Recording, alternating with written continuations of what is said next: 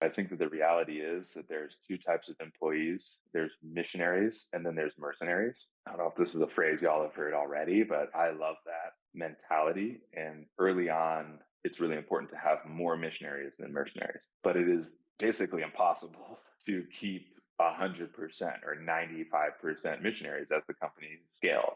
So I want everybody to temper their expectations that you're not building a cult or a church.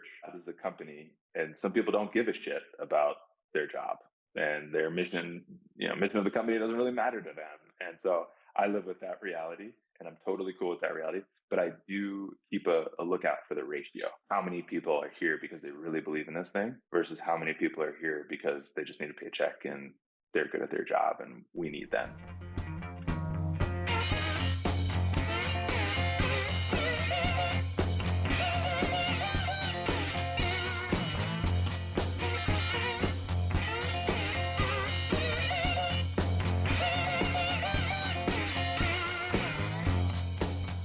Our featured speaker today is a designer and business advisor passionate about leading with a human centered approach.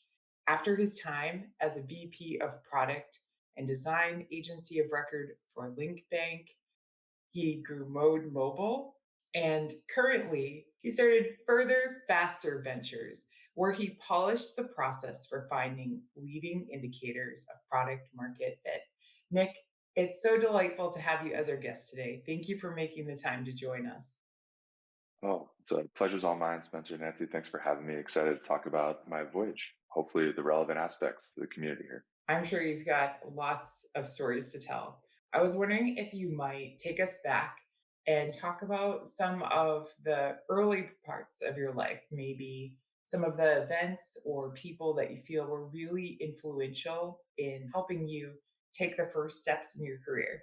Sure. A lot of my start came from my university experience at Cornell. I had a really exciting design program that studied product design, interior design, and building design. And then I started my first company in grad school and I got exposed to UX and kind of digital design. So I understand the design world from multiple stages and through multiple lenses and have been using those for the last 12 or 15 years to build companies. I would attribute some of those companies to really great role models. One that comes to mind in particular is named Scott Belsky. He started a creative platform called Behance, which was acquired by Adobe, and he also went to Cornell. So he kind of gave me this idea in my head that I could do what he's done. And now he's the head of product at Adobe or something really high out there. He's doing big things at Adobe. And there have been other influences, I'm sure, that'll come up. I'm happy to mention them as we walk through the program today. Awesome. Thank you very much. Could you give us a sort of background on what you're doing now and how the last few years have led up to where you are now? Yeah. So as you mentioned, Nancy, I was a co-founder in a company called Mode Mobile, and I had an unorthodox origin story there. I joined as a product manager and then was asked to be a co-founder by the original two co-founders. Over the following 4 years together, we pivoted almost once a year, sometimes more. And I was at the helm of those pivots. So I was redesigning the website, rebranding something. Then I was going to talk to users, interview them. I was designing the product. And if it was worth its weight, I would advise and manage the product through development and into QA.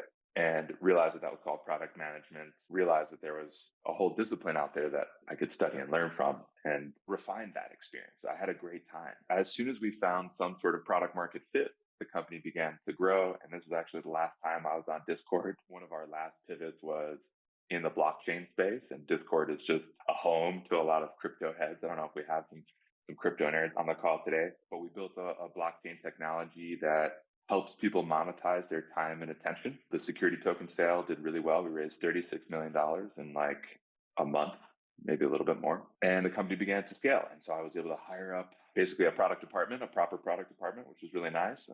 After we began to scale, I realized that I really liked the 0 to 1 stuff. I loved the discovery, and I had a unique skill set in it, a perspective that was informed by my college experiences, human-centered design stuff. So I started an agency called Further Faster to help founders with that process and maybe get exposure to some cap tables in the process. About 2 years ago, we ran that company, or I helped run that company for about 4 years. About 2 years ago, I sold my stake to my partner, Ellie Barmacel, who's currently running that company, and have been back in the founder's seat a little bit, doing some consulting on the side, which has led me here. But all of it was the obsession around choosing what idea to work on. Ideas, I think I can speak for a few of us on the call at least. Ideas are not in short supply. It's choosing which one you want to invest in. And then if you're doing it in a venture context, you have to prove to other people that it's worth investing in. And that requires a little bit of data and traction stuff. So the last 8 years or so of my career, I've just been focused on that motion.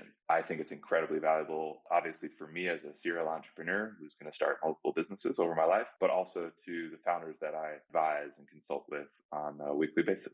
I appreciate you kind of taking us through, not just like your journey, but also how you followed your passion.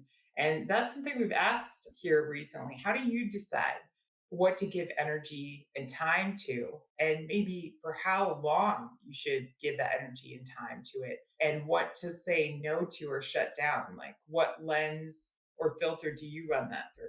Definitely a energy lens. What is giving me energy? Yeah, what feels good? What am I comfortable sacrificing for?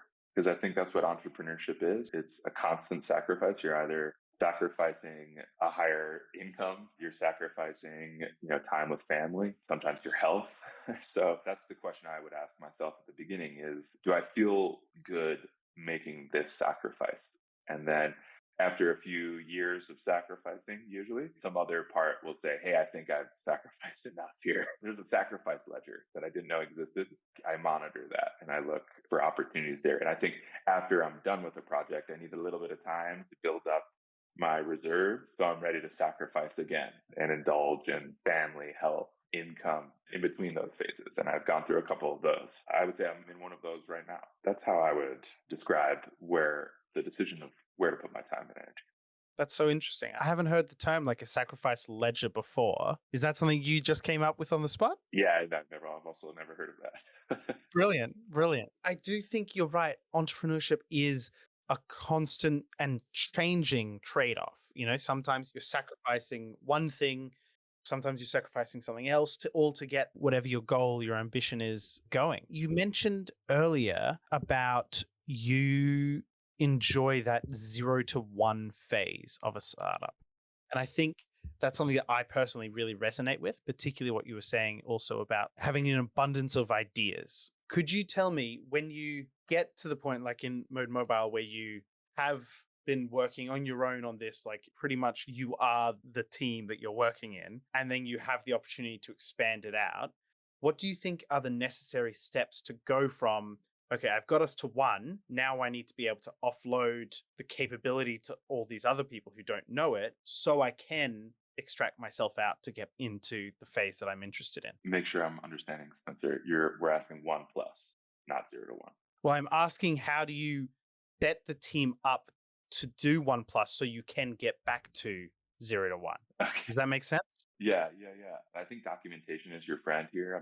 Being a designer, I diagram a lot and I create kind of flow diagrams and roadmaps and stuff that are really visual. That's really served me because most people that I collaborate with are also visual learners or can understand things a lot clearer in a visual sense. So I've never handed off my responsibilities to someone without a really clear expectation of what I had envisioned. I give them license and autonomy to change that vision, of course, because it needs to, but I'll often hand over like, okay, this is how you do user research here. This is how you write tickets. This is how you write a good Jira ticket. Yeah, this is the roadmap, and this is where you would maintain the product roadmap. So yeah, documentation has definitely been my friend. And then I think there's a phased approach. So it's like I'm doing everything with someone watching me do it. Then we're both kind of doing it, sharing and watching each other. And then they're doing it and I'm watching. And that type of phased approach allows for us to navigate things, the in between a little bit more smoothly. And then, sometimes I just don't talk to that person for a year or so. And then I'll come back and say, so how's it going? What's been going on? They'll share that things are kind of a total mess or things are going really well and I don't need to worry. But I think, yeah, that phased check in and check out process along with documentation have been really, really important for me. I mean, it shows your analytical side. It's really good as far as like developing a process for that going forward. And I was kind of thinking while you're talking, like, with your experience and with what you said about ideas or at abundance, you really have to decide what to pour your time and energy into. Do you think that also depends on the person? Like, do you think there are certain character qualities that make the person, the founder, successful? Like, is there anything essential? I'm sure everyone has heard this quality before, but I think grit and stick to itiveness is super important because you've got a lot of failure in front of you. And I've been working on trying to change my understanding of failure a little bit in the last few years to replace it with the word attempt. And so I've got a lot of attempts ahead of me. I can't let my first, second, or third attempt ruin my fourth, fifth, or sixth. So I think grit is a really important quality.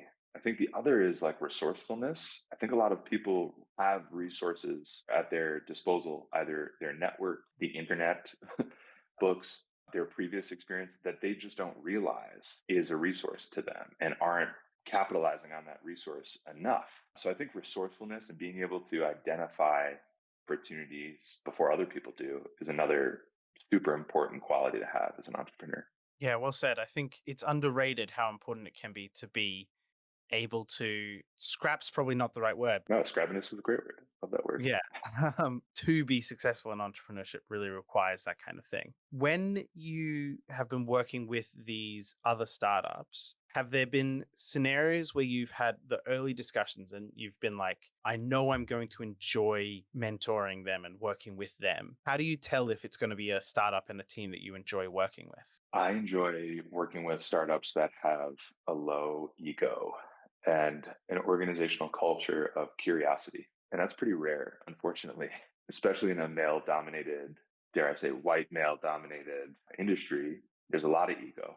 There's a lot. I think I heard Mr. J mention some privilege when I joined the call. I think privilege and ego can really create a sense of entitlement and organizational culture that's corrosive and works against the leaders that create it. They just don't realize that it's an issue that they're causing. I usually walk away from startups that, things come directly from the CEO or CTO. There's no explanation why they're going in that direction, no proof, no evidence, no research, just intuition. I've seen the ramifications to morale on the development team, to the sales numbers. They'll order something be built and then it won't be sellable or someone doesn't want to buy it. It costs companies hundreds of thousands or millions of dollars. And it's all because of personality. Even though I often get employed by those people to bring some order, to set up a process, to add data to the intuition, I don't usually enjoy those contracts too much. That's the litmus test that I usually go through early on when I'm meeting a new founder, a potential partner. Is how much ego do you have? I think delusion is necessary for all of us, important quality for an entrepreneur to have. You have to convince other people of your delusion, but being too delusional and being too self-absorbed and entitled can really mess up a team.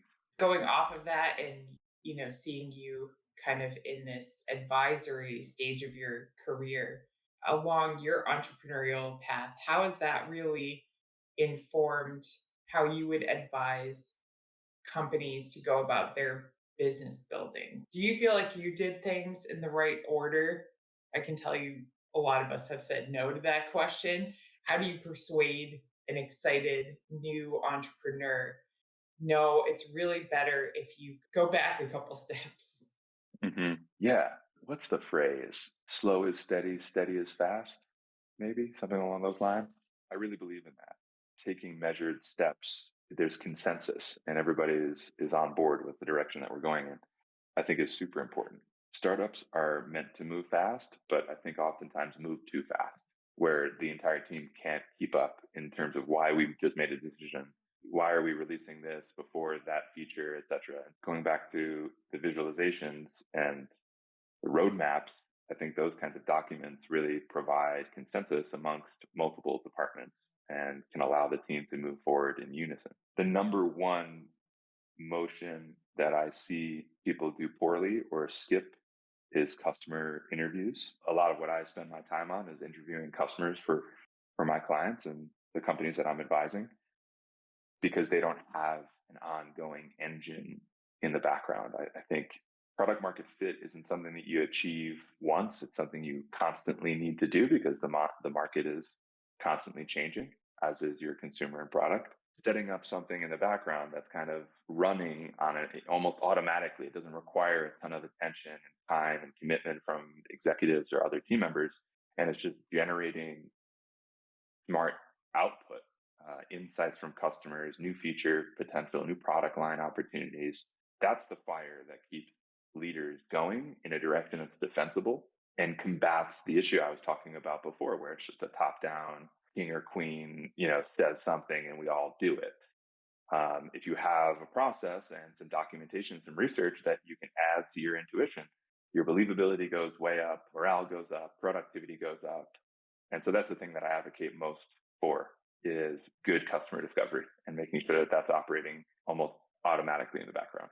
That's really great. That's such an excellent point. Getting that insight from customers is so key to success in startups. You have actually already touched on this a bit in your previous answer, but Giovanni did want to ask how to engage employees so that they are on board in the mission of the company. Do you have the mission and vision written down? One of the things that I do in road mapping, if you can imagine, I'm going to do some visualizations here. Imagine a timeline, horizontal line. I guess I'll do it this way for the viewers. Starting point, Q1, Q2, Q3. Above those time horizons is a business theme. So retention, for instance, I'll often start in early companies with working on retention, because if you spend money on a company that has shitty retention, you're going to be blowing those marketing and sales dollars. So let's just say, for argument's sake, we're going to work on retention first. Retention it ladders up. There's something above retention, the business theme for that quarter, which is the mission and vision. How is this business theme supporting the mission or vision? There's a product management tool called AHA. I churned because it was a little bit too much in terms of administration, but they did a really great job of building a tool that ladders up a small subtask on a ticket all the way up to a vision or a mission statement. Since seeing that tool, I've not stopped trying to relate what we're doing on the ground, exploration in UX design or some prototypes or new feature, and how that leads to an improvement in vision or the actual engineering task for the week. I think it's important for maybe you as an engineering manager or someone who's responsible for executing the mission and vision to keep it in mind yourself. Could be a post-it note on your computer. Could be something that is said routinely at the top of a call if your mission and vision is short enough. I think there's a couple of different ways. I remember when we had office culture, we had our mission and vision on the office walls. And since we don't have those aspects as much in technology companies these days, I think we have to be creative about how we keep it top of mind for folks. But revisiting it regularly is important, because I think early on, especially, the mission and vision can change. Even though it's supposed to be this like immovable guidepost for us, it's okay if it changes or if it feels out of alignment with the product. Sometimes the product is most in touch, if it has the right product discovery process, is most in touch with the customers in the market. So sometimes you have to adjust your mission and vision to what your product is doing. And that's totally fine. I think that we have to give ourselves some grace in terms of these documentation habits and organizational culture habits that we have. So I hope that answers the question. Yeah, I appreciate that answer because, when you were saying the mission vision should evolve, I agree with you.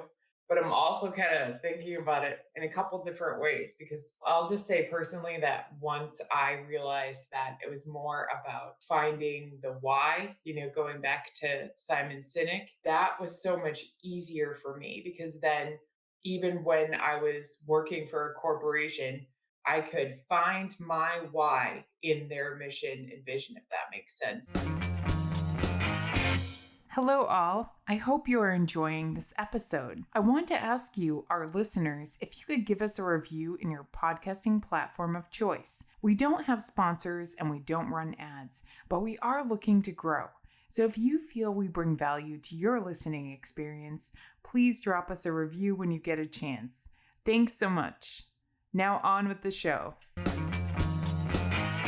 Well, before it was just words on a wall, and it was annoying at companies where you had to memorize it, and then a new CEO would come in and change it. And that did happen. And I don't think that's an uncommon experience because just changing the words doesn't change how you feel about the company. So I think adding on to Spencer's question, how do you get employees, in your opinion, to ideally like really buy into the why, even if the mission and vision kind of evolves, like buying into the culture and what this company is really about so that you do have that retention? How do you think that's done, like in the best of circumstances? Yeah, I mean, you can weed a lot of this stuff out during interviews, but I think that the reality is that there's two types of employees. There's missionaries and then there's mercenaries. I don't know if this is a phrase y'all have heard already, but I love that mentality. And early on, it's really important to have more missionaries than mercenaries. But it is basically impossible to keep 100% or 95% missionaries as the company scales. So I want everybody to temper their expectations that you're not building a cult or a church. This is a company, and some people don't give a shit about their job and their mission. Mission of the company doesn't really matter to them. And so I live with that reality, and I'm totally cool with that reality. But I do keep a lookout for the ratio. How many people are here because they really believe in this thing versus how many people are here because they just need a paycheck and they're good at their job and we need them. It's really hard to be the missionary police or whatever. That sounds sexual, but you want to make sure that you're policing the right things. It's like you want to keep people on task. Simon Sinek's great. I don't know how many times he's been a CEO, but I'm guessing not very many times. I think we should be I think we should be cautious in trying to integrate these kind of like touchy feely, emotionally resonant management philosophies. At the end of the day, maybe I'm too much of a boomer here, but it's a fucking job and you have to do it.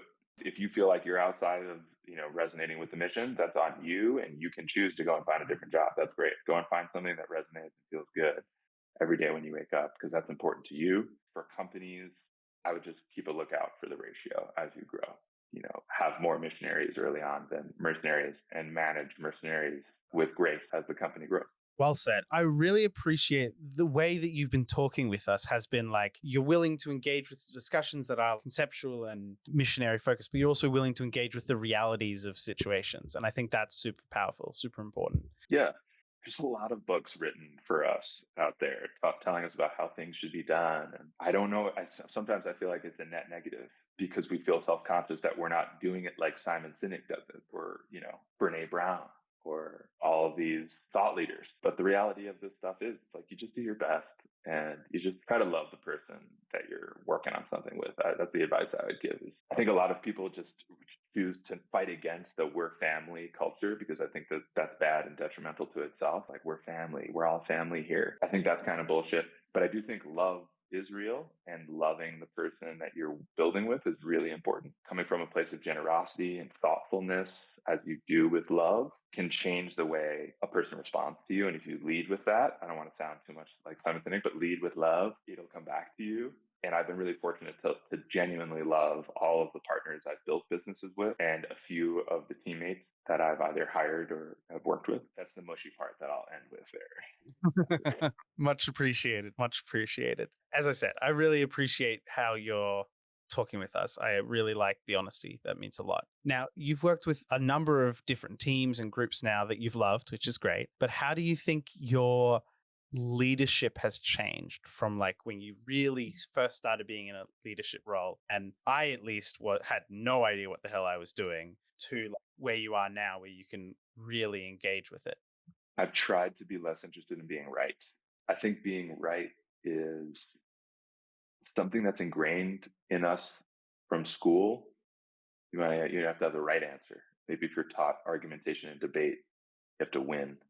But if you think about argumentation debate from a more philosophical standpoint, it is quite collaborative. You have to understand your opponent's points almost before you understand your own. You have to see it from their perspective so that when you tell your narrative, it resonates with them and the audience as well. So I think making an effort to listen more and listen first, ask questions first, has been a really big beneficial change for me, and not jumping in and saying, well, that's not right. It's like, this is the right decision. Because I've been wrong enough times as well, where I thought I was right. And so bringing a little bit of humility into it and saying things, I could be wrong, but I feel good about this. Or would you mind if I go out and test this a little bit so we could be more certain? Let's try that.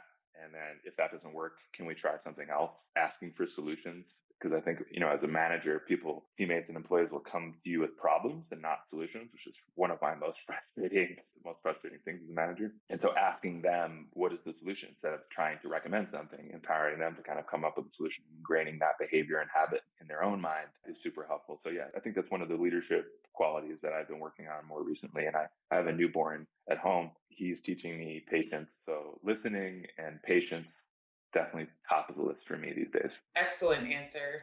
Yeah, I really appreciate you sharing.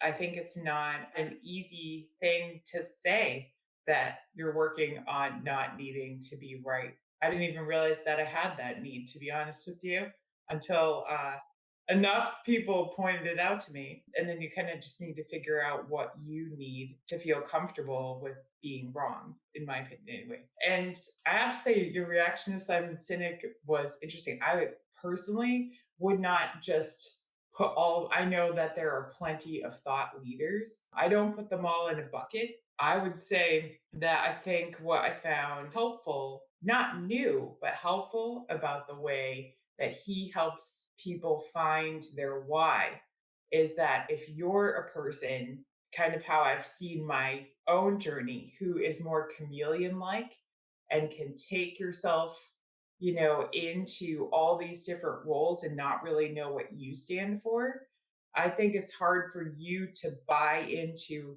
how you wound up at a company like that you think you believe in.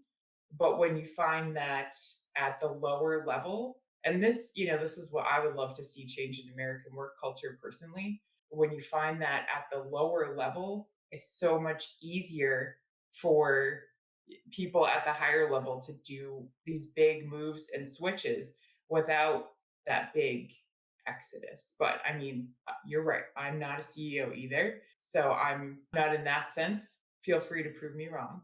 Oh no, I don't mean to. I really do think it's an interesting topic too. So I'm actually going to go to a question from someone that joined us today and just their comments on your response to what I said too. 100% on the we're all family is BS. You're not family, but yes, love and appreciation of the team's ability to contribute. So the question is, how do you build that beginning transformation in an entrenched culture of fear, obligation, guilt, and shame top down, especially when this work is so bottom up? Raise your hand if you were raised Catholic. I would say it's two things. Part of it is leading by example. And I think the second part is questioning it, being vocal and saying, hey, I recognize this. And I think it has these downstream effects that are really bad, like bad morale. We then need to hire someone because they quit. That costs like 5 to 20 grand, maybe 50 grand. If you're using HR or an outsourced talent agency, that cuts our burn by, a tenth. So like your choice to call out Darren in the engineering meeting has a $50,000 implication or more. Trying to put it into numbers for managers and having a discussion about the ramifications of this negative culture. And then the second part is really just trying to lead by examples. Show how caring you can be to your teammates. Ask them real questions. I think take interest in their lives. Be concerned about what they're working on. And if someone is low to output or the quality of their work has declined, a lot of times it's because they're going through something in their personal lives and no one at work really understands it. So you could be that person. Yeah, definitely lead by example as much as you can. Change your corner of the company and watch that expand, but have a very open conversation. I don't know about how public to make it because you can create a little bit of a corrosive environment in that effort, which could be bad or good. But I would definitely have a conversation in one-on-ones and with management teams about how you're feeling and that you have noticed this, because I'm guessing they've noticed it too, but they just are kind of turning a blind eye to it in an effort to keep moving. That'll catch up with them at some point. Absolutely. I think it's probably, if someone were to do a study, I imagine the economic impact of those negative work cultures on businesses is way, way larger than people sometimes think they are. We've talked quite a bit about what you've done in the past and a bit about sort of your philosophy on different things. I'd like to jump a little bit into the future for you. You've said that you're in a stage where you're sort of getting back some of the sacrifices you've made. What do you now see as like, or do you have anything that you now see as a particular problem you want to solve or a particular area you want to jump into next? What's sort of the future for you looking like, do you think? Yeah, I got really disillusioned by the venture capital world and investors and how investors put money into companies and how those companies then spend it. It's fucked up. And I've also been behind my desk for a decade and a half. So I've been looking into ways to get out from behind my desk and having real three-dimensional relationships with people. And so that took me to the consumer packaged goods space, like physical products. And I live in Mexico City, and Mexico is going through kind of water insecurity moment right now. That's a cause and an issue that I feel a little bit inspired to solve. As I mentioned, I have a newborn son, and he was born here, so he's Mexican and has a future ahead of him here that is a little uncertain. So I thought with a friend of mine, like, how could we help? How can we help with this water insecurity issue? And it's a big problem. So it wasn't an easy question. We only have a limited number of strengths. I have some strengths in product testing, right, and branding and go to market stuff. And my friend is a big branding guy. So we were like, what brand could we start that could help with this? And we were really inspired by Liquid Death.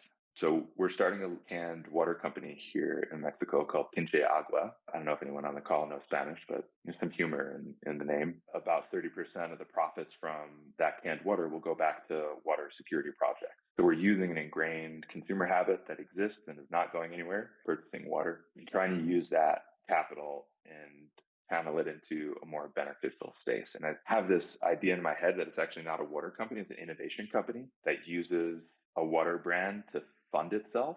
So yeah, that's the scheme I've got going on these days. And I'm just about to put in my first order for 5,000 cans, and they should be coming at the end of November. And I'll go out to a couple of parks and start doing some product testing with my can, with my brand, side by side with other consumer water products, and asking consumers how they're making their decisions. What matters most? Is it flavor? Is it origin or source of the water? Is it the history of the brand? You know, all the different aspects that go into the consumer psychology behind purchasing water. And then also, how important is the water security issue to you? This year, did you go through any water restrictions, or did you lose access to water this year? And those kinds of questions. So we'll be getting out into streets of Mexico, asking some questions, interviewing our users, just like I would if it was a software product.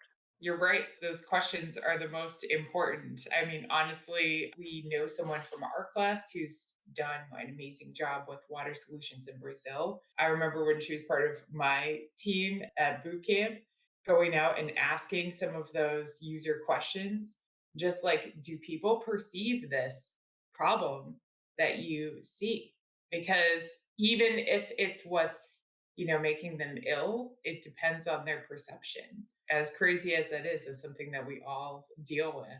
And thank you, just as you're talking about, all of these different things that you've done.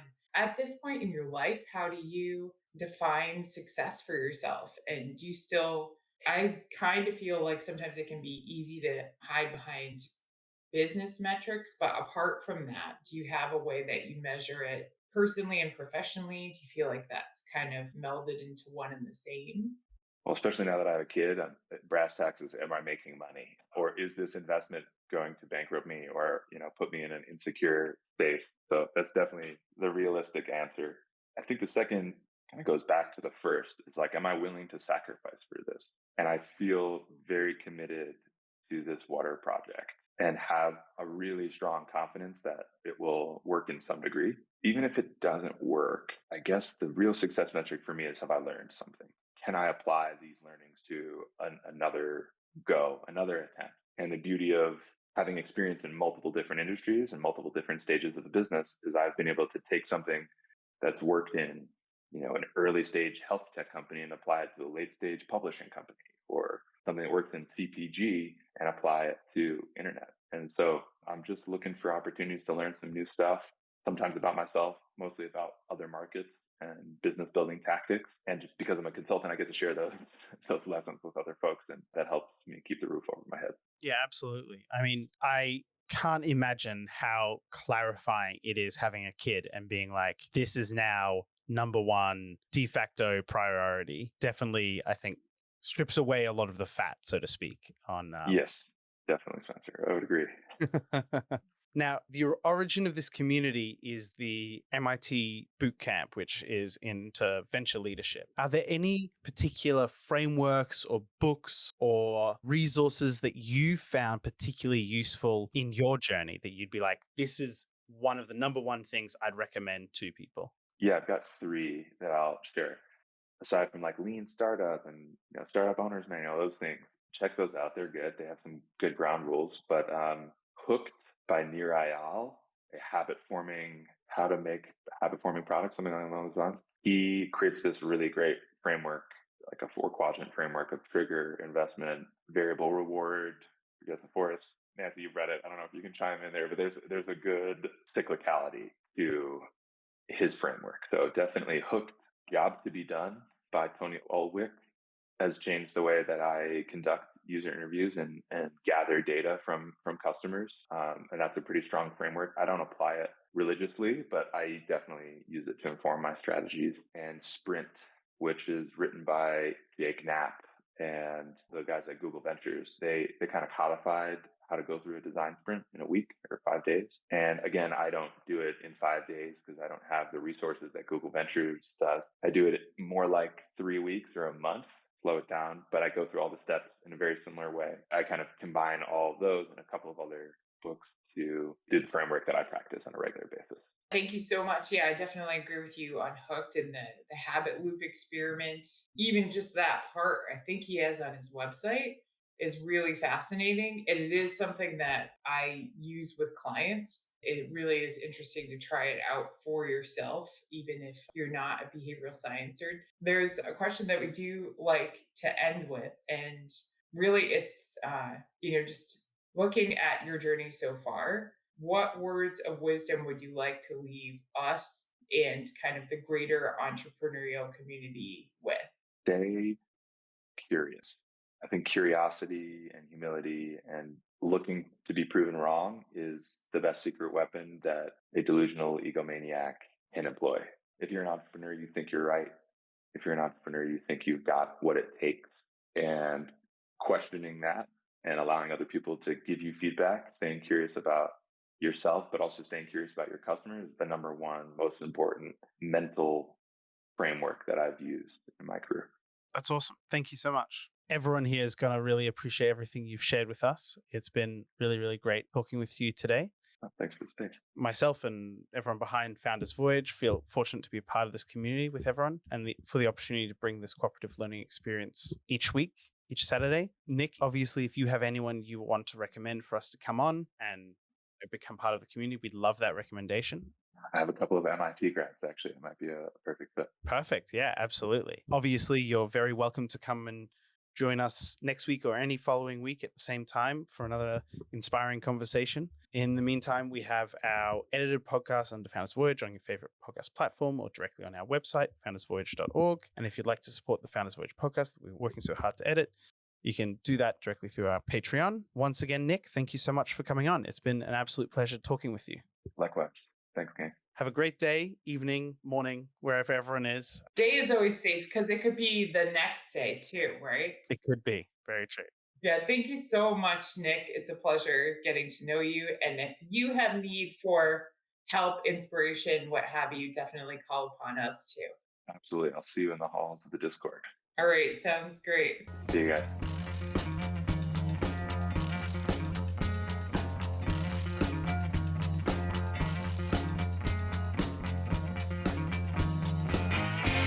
You've just finished another episode of Founders Voyage, the podcast for entrepreneurs by entrepreneurs. The team at Founders Voyage wants to thank you from the bottom of our hearts. We hope you enjoyed your time with us, and if so, please share this with someone else who might enjoy this podcast.